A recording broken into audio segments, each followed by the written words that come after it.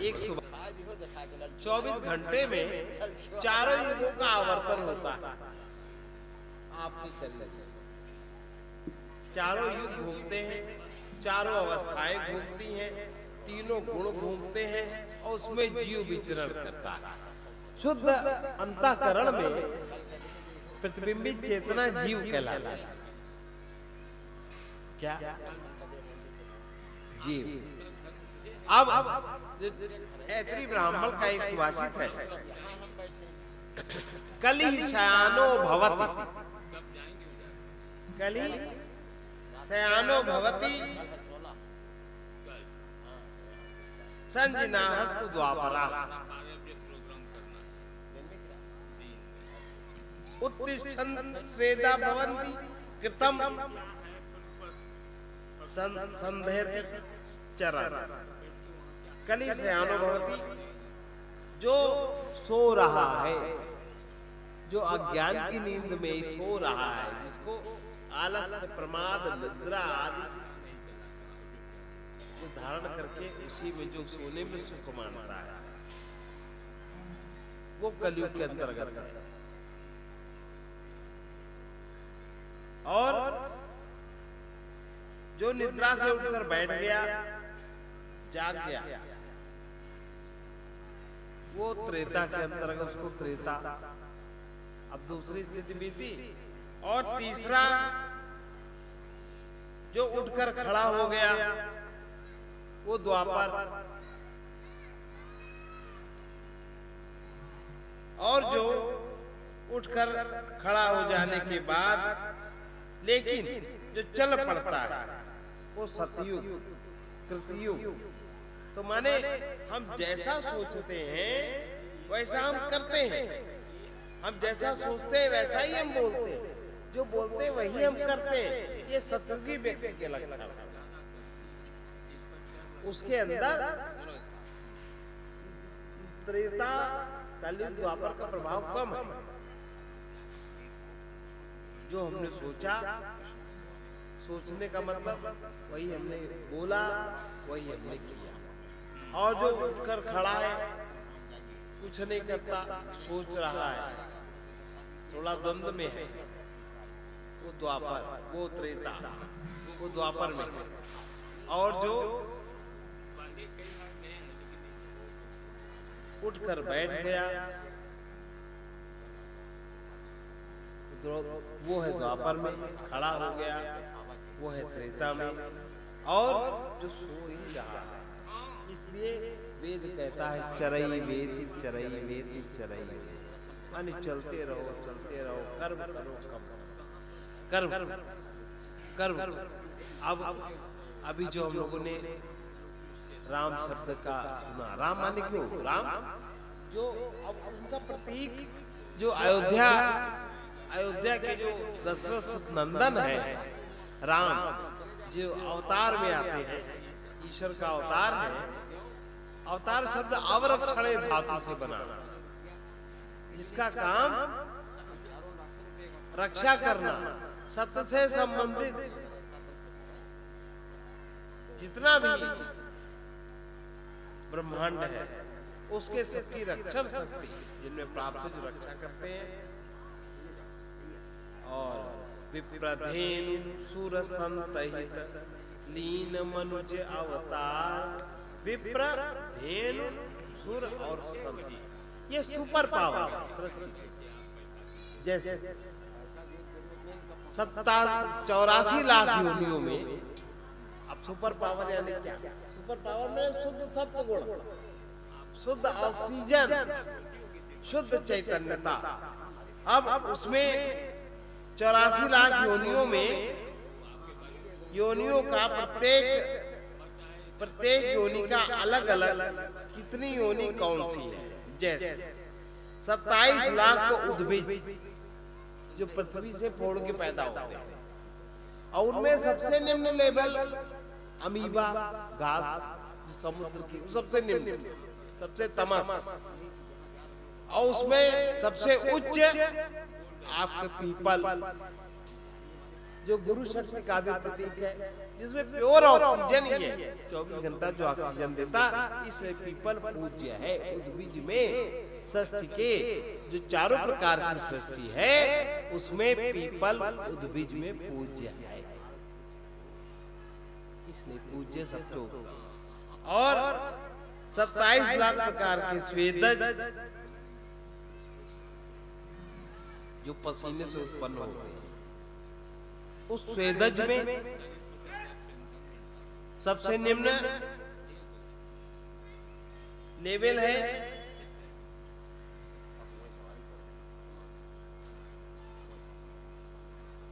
मल का कीड़ा, और उसमें सबसे उच्च लेवल है, बताओ सबसे उच्च क्या हो सकता है?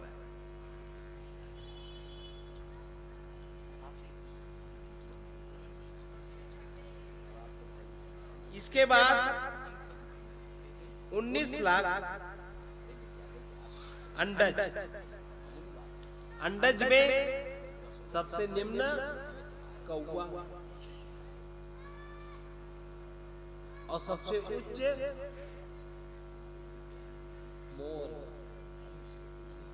मोर मोर तो मोर का ही तो पंख श्री कृष्ण लगाते हैं, मोर का ही पंख तो अनेक शुभ कर्मों में काम आता है। और 27 लाख जरायुज माने पशु, और 27 लाख जरायुज में जो सबसे निम्न लेवल का पशु है, पशुओं में बताओ क्या हो सकता है? कुत्ता। और सबसे उच्च शुद्ध ऑक्सीजन गाय, इसलिए गाय पूज्य है। 4 लाख प्रकार के मनुष्य।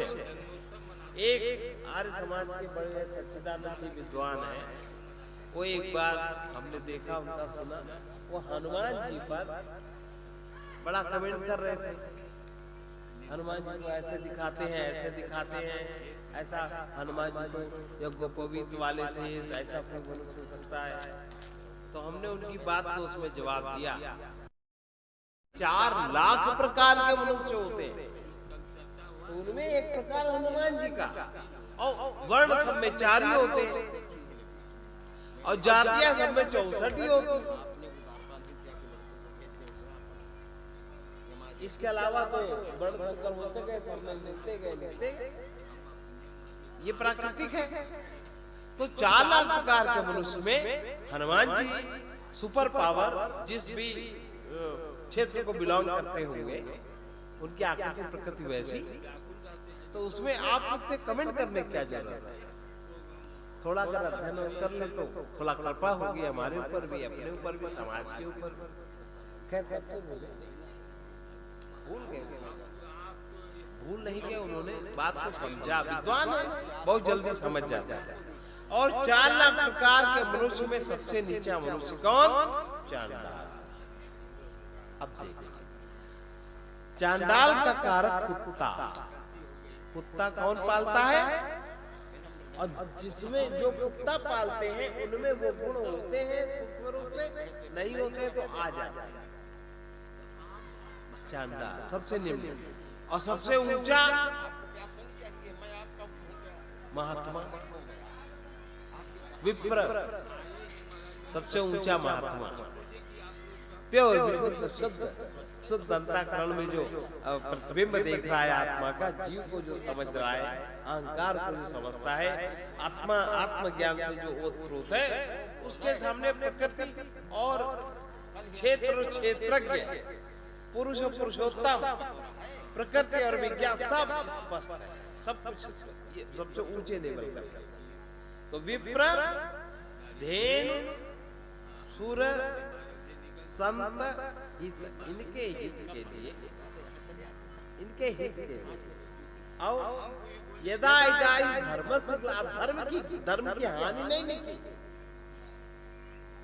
ग्लानि और हानि में अंतर है। हानि तो कभी होती नहीं, ग्लानि का मतलब क्या है? शासन सत्ता कौन सी आप जानते हैं सब, करते भी हैं सब, बाहर से शासन की, प्रशासन की, दुष्टों की मजबूरी में आप कर नहीं पा रहे, तो आपको ग्लानि हो रही है कि हमारे पास शक्ति है, शासन है, समय है, पर हम नहीं कर पा रहे हैं परिस्थिति के वशीभूत होकर के। वो जो अनुभूति है उसको ग्लानि कहते हैं। स्पष्ट हुआ? धर्मस्य ग्लानिर्भवति भारत, और ग्लानि हुई अभ्युत्थान, अब उसका उत्थान समाज में करना है, तो कैसे होगा? अभ्युत्थानम अधर्मस्य, जो अधर्म फैला है उसमें उत्थान हो धर्म का। अभ्युत्थानस्य अधर्मस्य तदात्मानं सृजाम्यहम् परित्राणाय साधूनां, परित्राणाय, जो उनके अंदर, जो सब साधुओं के अंदर जो सब कुछ छुपा है, पर उनकी साधुता व्यवहार जगत में नहीं आ रही, किसी कारण भयभीत है, चिंतित है, अभावग्रस्त है, छटपटाते हैं, सब कुछ पता है, पर अभ्युत्थानम अधर्मस्य तदात्मानं सृजाम्यहम् परित्राण, तो उसका वो परित्राण करते, जो उनके परिता, जो उनके आसपास का वातावरण है, उससे उनको वो बाहर निकालते हैं। चलो करो, वो सब लग जाते हैं काम में। विनाशाय च दुष्कृताम, जो दुष्कृत्य है, इन्हीं के दुष्कृत्यों के प्रभाव से जो प्रभावित है वो लोग, उनका विनाशाय च दुष्कृताम, उनके उन कृतों का, उनके उन कर्मों का विनाश। क्या समझ? उनका विनाश नहीं करते, उनके जैसे शासन में गलत नियम है, कोई आया उसने गलत नियमावली बना दी, अब कोई अच्छा आया उसने विचार किया, उसने अच्छी नियमावली बनाने में लगे। विनाशाय च दुष्कृताम, जो दुष्कृत्य हुआ उसका विनाश करे, मार तो ही डालने किसी को, और फिर तुम उसके अनुसार चलोगे तो अपने आप में सुधर जाओगे। विनाशाय च दुष्कृताम धर्म संस्थापनार्थाय, धर्म की फिर पुनः जो सत्य है, नियम है, धर्म है, नीति है, उसकी स्थापना राज्य स्तर पर, राष्ट्र स्तर पर, देश स्तर पर, व्यक्ति स्तर पर करते हैं। धर्म संस्थापनार्थाय संभवामि युगे युगे, ये चीज संभव होती है, फिर असंभव हो जाती है, फिर संभव होती है, युग युग में ये क्रम चलता रहता है। ये इसका भावार्थ है। अब राम का भी जो बता रहे हैं, राम का अब थोड़ा सा और समझदारी के साथ, इनकी समझ तो ज्यादा ऊंची थी, थोड़ा आपस में ये जो राम अक्षर दशरथ के नंदन तो राम है ही, वो तो सामाजिक और व्यवहारिक जगत में अति उत्कृष्ट व्यक्तित्व, चरित्र, सब कुछ है उनका, भक्ति बहुत अच्छी है। तुलसीदास जी किस राम की बात कर रहे हैं? अभी जो भी बताया रामचरितमानस से ही बताया, राम नाम मणि दीप धरि, दीप जीह देहरी द्वार, तुलसी भीतर बाहर जो चाहसी उजियार। वो मणि और जैसा बताया उस नाम, राम नाम की जप का ही आरंभ किया जाए, इसमें क्या होगा? आपका राम तत्व कहाँ निहित है? सहस्त्रार में जिसका मुख खुलता है, मूलाधार से जिसका आरंभ होता है, इड़ा पिंगला 72,000 नाड़ियों में जो 3 प्रमुख नाड़ियां हैं, इड़ा, पिंगला और सुषुम्ना। इड़ा सूर्य, पिंगला चंद्रमा और सुषुम्ना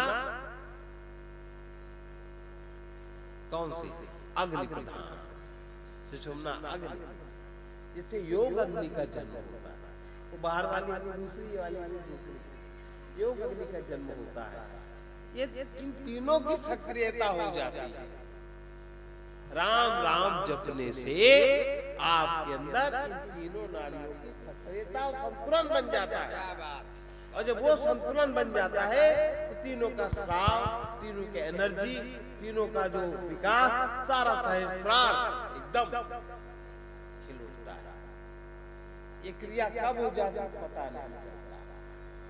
फिर इसलिए तुलसीदास जी कहते हैं कलयुग केवल करना है तो ये करो, कलयुग केवल नाम आधारा। नाम ही आधार है।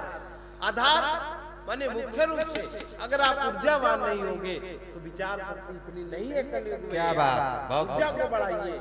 ऊर्जा जो 3 प्रकार की ऊर्जा आप में, जो कोई बंद, किसी में सुनना बंद, किसी में इड़ा बंद, किसी में पिघला बंद, कोई कल्पना में बाहर जा रहा है, कोई विचार में ही विचार करने नहीं आता। मतलब जैसे महाराज जी कहते थे, एक बार गंगा चल में थे तो कोई आया, कोई माताएं दिन आई तो उनसे कहने लगे ऐसे ही, ए तुम कहानी तो सुंदर सुंदर महिला तुम्हारी एक आंख है ही नहीं। अब बहुत आश्चर्य, महाराज जी हो क्या कहा, तुम्हारी एक है, तुम एक ही आंख से दिखती हो, दोनों खोलो। बहुत देर तो बैठे रहे, हम भी सोचे, हम छोटे ही थे, हमने कहा हाँ महाराज जी, कोई बताएगा? हम कहा हाँ, हमको ऐसा लग रहा है। क्या लग रहा है? हमने कहा चंद्रमा मनुष्य जाता, जो स्त्री तत्व, जो स्त्री शरीर है वो चंद्रमा की शक्ति उसमें प्रमुख है, पिंगला नाड़ी की शक्ति उसमें प्रमुख है, उसका सारा आवर्तन चंद्र तत्व से होता है।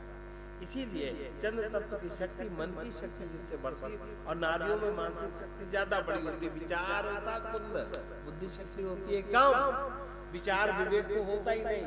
इसलिए बुद्धि विचार से काम नहीं करती और मन से चलती हो। हमरे मन की हो तो कलह क्रोध सब बचाए रहते हैं। फिर महाराज जी ने इसको समझाया, हम कैसे कहानी आप सही कर, और वो महिला घर से लड़के आई थी बड़ी शांति महाराज जी के पास आई थी वो।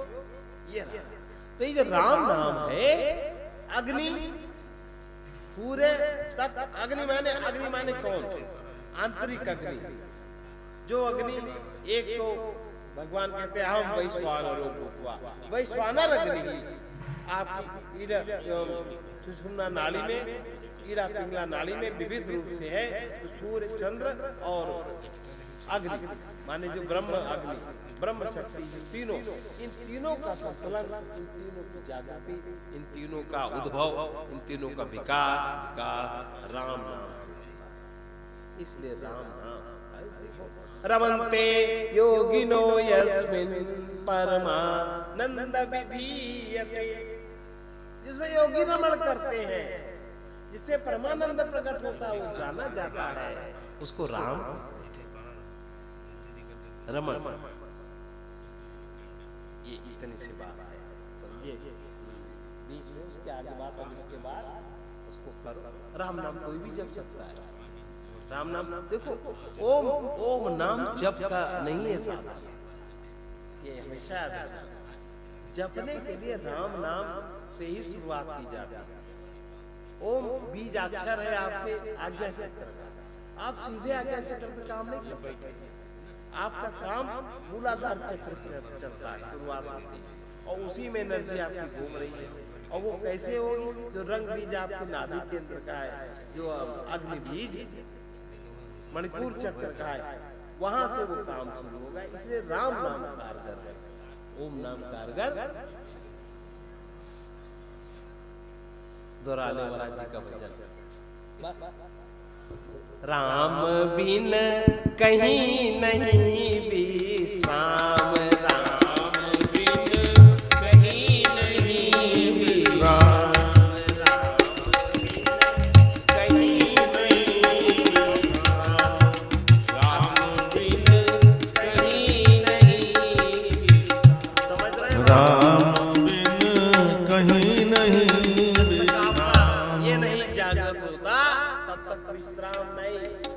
अति सुंदर ये काया झूठी, अति सुंदर काया झूठी,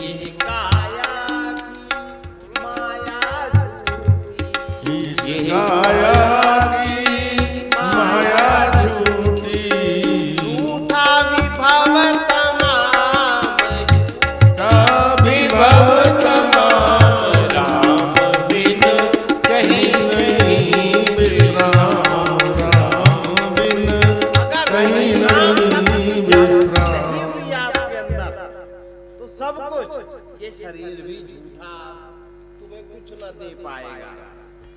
सारा वैभव भी झूठा, तुम कुछ हासिल नहीं कर सकते।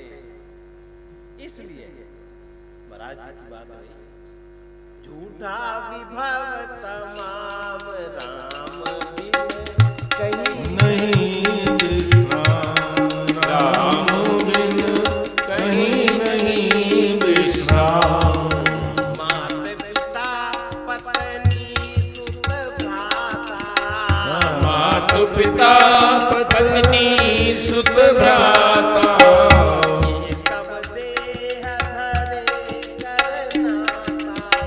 ये सब देह धरे करनाता, सदा नावे काम, सदा नावे काम, राम बिन कहीं नहीं विश्राम, राम बिन कहीं नहीं विश्राम। देखे सुने बड़े अभिमानी, देखे सुने बड़े अभिमानी, धनपति जनपति राजा रानी, धनपति जनपति राजा रानी। नश्वर है सब नाम, नश्वर है सब नाम, कहीं नहीं विश्राम, राम बिन कहीं नहीं विश्राम। जो निज में सच्चिदानंद घन, जो निज में सच्चिदानंद घन, जिनके आश्रित अहम बुद्धि मन, जिनके आश्रित अहम बुद्धि मन, पथिक आत्मा राम, पथिक आत्मा राम, भजो निशियाम, राम। भजो निशियाम, राम बिन कहीं नहीं विश्राम, राम बिन कहीं नहीं विश्राम। जो निज में अहम में चैतन्य सिंधु का अनुभव करना योग, अहम बिंदु में चैतन्य सिंधु का अनुभव करना योग है। क्या मतलब? चैतन्य सिंधु का अनुभव करना योग है। जो निज में सच्चिदानंद घन, जो निज में सच्चिदानंद घन, जिनके आश्रित अहम बुद्धि मन, जिनके आश्रित अहम बुद्धि मन, उन्हें भजो निशियाम, उन भजो निष्काम, राम बिन कहीं नहीं विश्राम, राम बिन कहीं नहीं विश्राम। रात दिन में कैसे भजन करें? नहीं हो सकता। इसका अर्थ है जाग जाओ।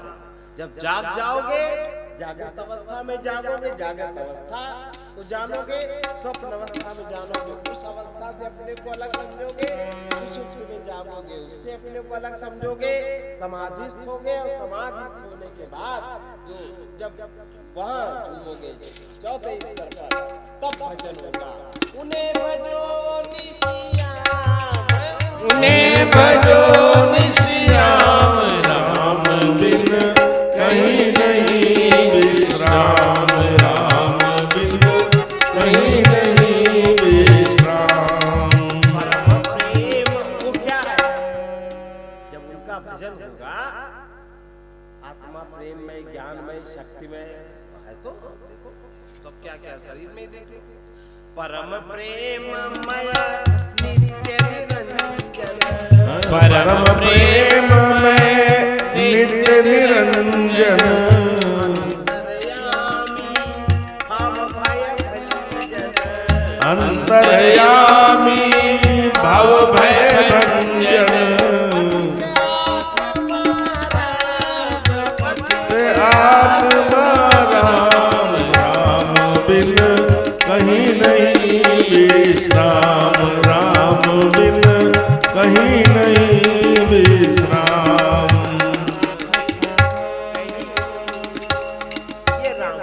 वाला राम का अर्थ ये है। बोलिए सच्चिदानंद भगवान की जय।